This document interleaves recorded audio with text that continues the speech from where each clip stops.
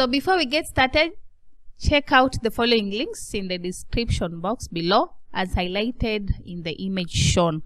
So you'll be able to get our past papers, our link to our official website, link to accreditations, our link to donation page, and contact details in the description. So once you'll be watching a certain video of any lesson or of any past paper, you'll be able to get all these links, and you can be able to get to download past papers, to reach to our official website. You'll be able to see links to our accreditations so that you can see which authorities have accredited us. You'll be able to reach to our donation page as well as our contact details. Hello and welcome back. Still on Principles of Economics, ATD Level 3, past paper December 2023. We have already tackled question 1, 2, 3, 4, and 5. And we are directly going to question number 6, part A. It reads, explain the term debt to GDP ratio. And I've prepared the answers. Let me read them through. So, the debt to GDP ratio is a key economic indicator that measures the relative size of a country's public debt compared to its gross domestic product. And to get the debt to GDP ratio, you take the total public debt, you divide it by the gross domestic product, and you multiply by 100. So I say it is expressed as a percentage, and it provides insight into the country's ability to manage and repay its debts. That is the debt to GDP ratio. Provides insights into a country's ability to manage and repay its debts. So the components are only two: the total public debt and the gross domestic product. And the total public debt includes all the outstanding government debt, both domestic and external, while the gross domestic product is the total value of all goods and services produced within a country in a given period. I also prepared the significances of the ratio, debt to GDP ratio. Significance number 1 is debt sustainability. Significance number 2 is economic health. Number 3 is fiscal policy, and another significance is investor confidence. Let's go to its interpretation. So to interpret the debt to GDP ratio is as follows. So the ratio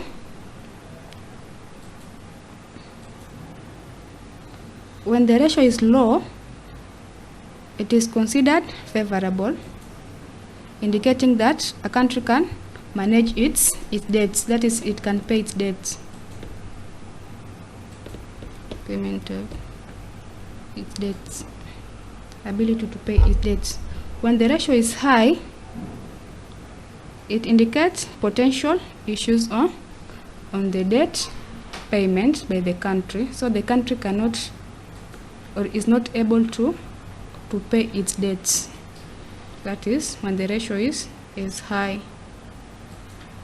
And we move to part B, which reads, describe 5 forms of a foreign aid to developing countries.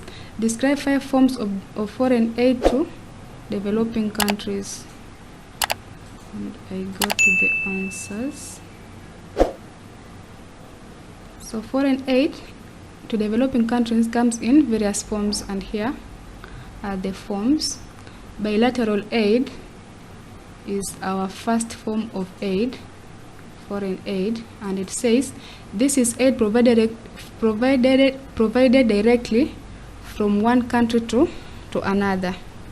This is provided from one country to another. It is bilateral. Example: grants, loans, and expertise provided by one country to another. And then multilateral is aid provided by multiple countries. Example, contributions to organizations such as UN, World Bank, International Monetary Fund, and many more. Number 3, the third form of foreign aid is humanitarian, which is provided in cases of emergencies and crises such as natural disasters, conflicts, or pandemics. Example is food aid, medical supplies, external shelter, and clean water. Another form of foreign aid is the development aid, which is aimed at long-term economic development and poverty reduction. It focuses on improving infrastructure, education, healthcare, and other sectors to promote sustainable development. Examples, building schools, constructing roads, and funding health programs. Another form of foreign aid is the technical assistance. This is the providing of expertise, training, and advisory services to help developing countries build and improve governance. Examples, training programs for government officials, technical support for project implementation, and policy advice. Another form that we have, that is form number 6, is food aid, that is providing food supplies to address hunger and malnutrition. Examples, emergency food shipments, school feeding programs, and agricultural support. Then there's cash transfer, debt relief, investment aid, emergency aid, which is short term, and it is provided to respond to urgent needs arising from disasters or crisis. So this is short term, the emergency aid. Example of disasters are disaster relief funds, emergency medical assistance, and temporary shelter. Another form of aid is the educational aid, that is support focused on improving educational system and opportunities in developing countries. Examples, offering scholarship, construction of schools, and developing the curriculum of a school. And then there's health aid is another form. There are a lot of forms and you can read them through. And then part C, it says, explain the term galloping inflation. What is galloping inflation? And we say, it refers to an extremely high and accelerating rate of inflation, often characterized by rapid and uncontrollable increase in prices. Extremely high and accelerating rate of inflation. So inflation is the persistent increase in prices of goods and services.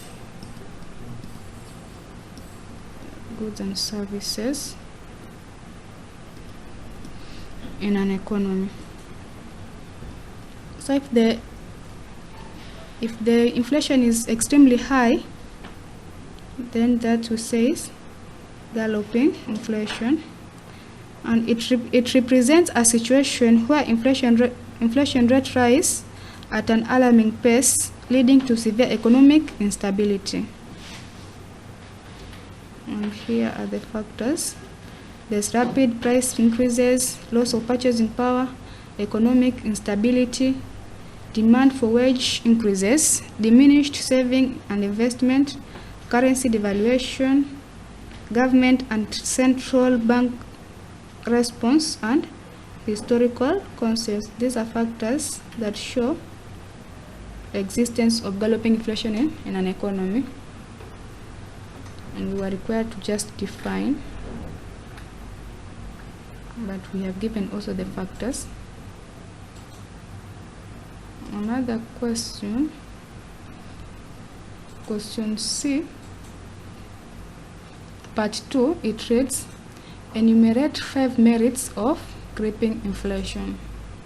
Let's read through the answers.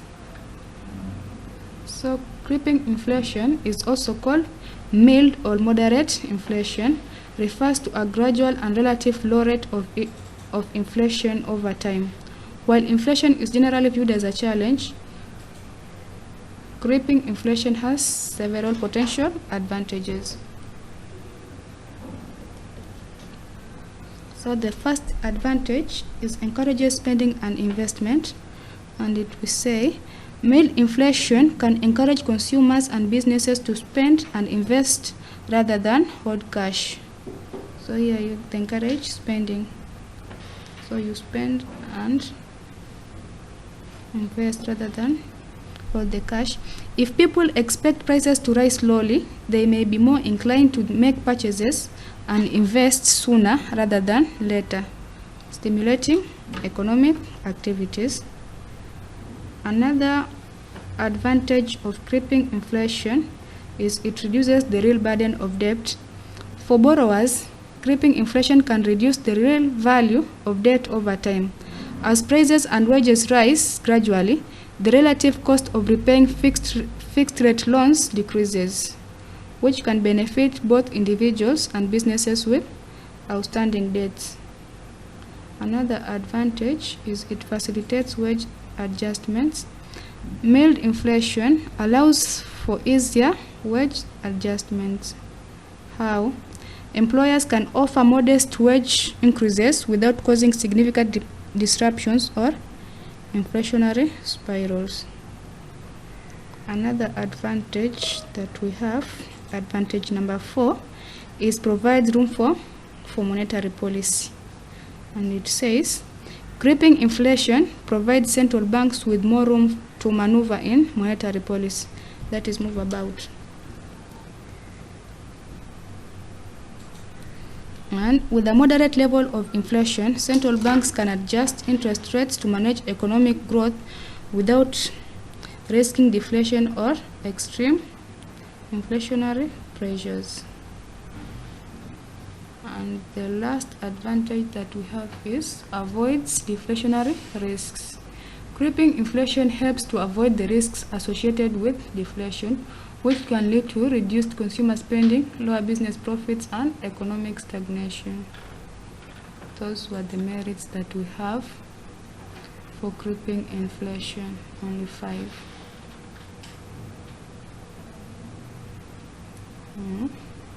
We go to part D. It reads, explain 6 causes of unemployment in developing countries. What causes unemployment in countries that are still developing? So population growth is our first cause of unemployment, and it says rapid population growth in developing countries can outpace job creation.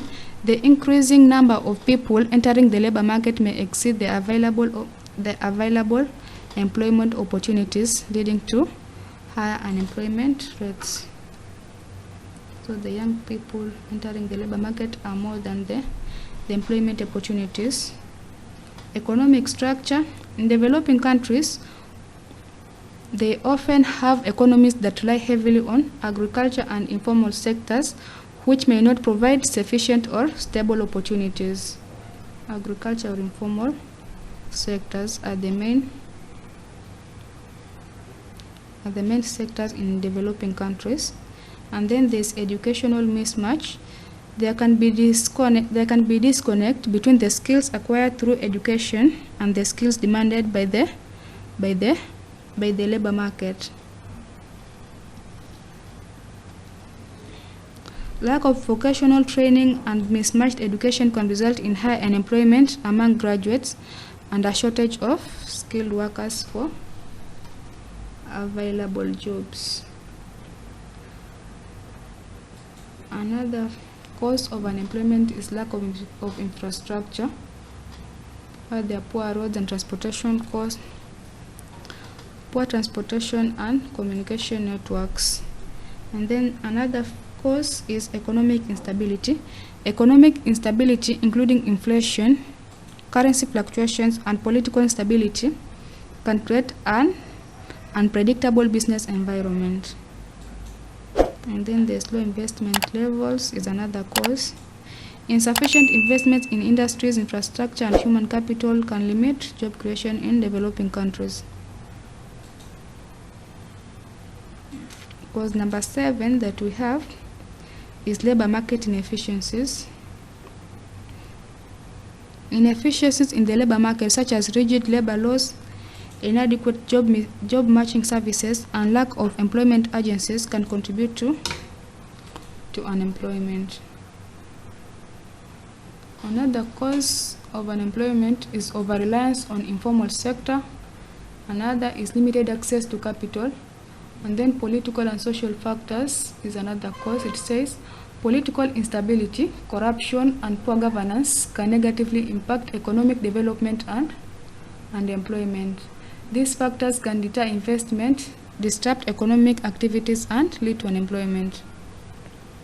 So political instability, corruption, poor governance. Seasonal and cyclical employment is another cause of unemployment. In some sectors, especially agriculture, employment can be highly seasonal or cyclical. Periods of low demand or off-season may lead to temporary or long-term unemployment. Then there's global economic conditions, technological changes, and urbanization challenges. All those are causes of unemployment in developing countries. That is what we have for question number 6.